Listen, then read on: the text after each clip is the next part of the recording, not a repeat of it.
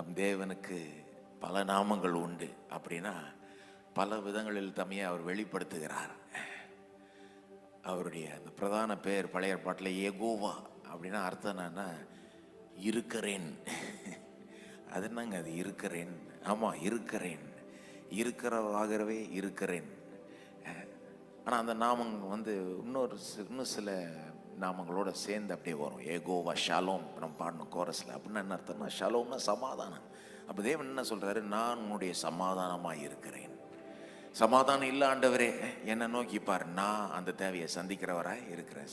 ஷாலோமாய் இருக்கிறேன். ஏகோவா ஷம்மானா தனிமையை உணர்றோமா, தனியாக ஃபீல் பண்ணுறோமா? சில நேரம் க்ரௌடில் இருப்போம் ஆனால் தனியாக ஃபீல் பண்ணுறோம் இல்லையா? சில நேரம் குடும்பத்தில் இருப்போம் ஆனால் நம்மளை யாரும் புரிஞ்சிக்க மாட்டாங்கன்ற ஒரு ஃபீலிங் நமக்கு இருக்கும் இல்லையா? யெகோவா ஷம்மானான்னு அர்த்தம். ஷம்மானா கூடவே இருக்குது. The Lord who is present, இருக்கிற தேவன், இருக்கிறவராகவே இருக்கிறேன், பிரசன்னமாக இருக்கிற தேவன். ரூவானா மெய்ப்பராக இருக்கிற தேவன். வழி நடத்துறதுக்கு ஆள் இல்லையா?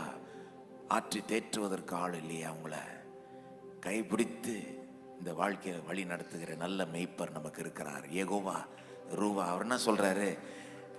ஆள் இல்லை, இது இல்லை, அது இல்லைன்னு பார்த்துட்டு இருக்காத, என்ன பாரு, நான் யெகோவா ரூவாவா இருக்கிறேன், உன்னை நடத்துகிற மெய்ப்பராய் இருக்கிறேன். நான் இருக்கிறேன் இல்லைன்றாரு. அதான் பாயிண்ட்டு. எல்லாம் சொல்லுங்க, இருக்கிறார். யெகோவா இருக்கிறார் இல்லையா? கடைசியா யெகோவா ராஃபானா ராஃபானா குணமாக்கும் தெய்வமாய் நான் இருக்கிறேன். உனக்கு என்ன தேவையோ அந்த தேவையை சந்திக்கிறவராய் நான் இருக்கிறேன். அவர் தான் யெகோவா இருக்கிறார். இருக்கிறேன் சொன்ன தேவன். அப்போ இன்னைக்கு என்ன இல்லைன்னு பார்த்துக்கிட்டு இருக்காதீங்க. இருக்கிறவராகவே இருக்கிறவர் இருக்கிறார். யெகோவா தேவன் நம்மோடு இருக்கிறார். அவர் ஒருத்தர் நம்மோடு இருந்தார் போதுங்க. வேற யாரும் இல்லைன்னா கூட பார்த்துக்கலாம். அவர் போதுமானவர், போதுமானவருக்கும் மிகவும் அதிகமானவர். அதனால தான் இந்த நாமல் மூலமாக தமையை வெளிப்படுத்துகிறார். நான் இருக்கிறேன். திரும்ப திரும்ப அவர் என்ன சொல்ல வர்றார்? நான் இருக்கிறேன், நான் இருக்கிறேன். நான் என்னத்துக்கு பயப்படுறேன்? நான் இருக்கிறேன், பார்த்துக்கலாம். தனியாக எதையும் பார்த்துக்க முடியாது. ஆனால் அவரோட சேர்ந்து எல்லாத்தையுமே பார்த்துடலாம், எல்லாத்தையுமே மேற்கொண்டுடலாம், எல்லாத்தையுமே ஜெயித்திடலாம். ஆகவே அவருக்கு நன்றி செலுத்துங்கள். அவர் இப்படிப்பட்ட தேவனாய் இருப்பதற்காக அவரை துதியுங்கள். அந்த நாமங்களை சொல்லி அவரை துதியுங்கள்.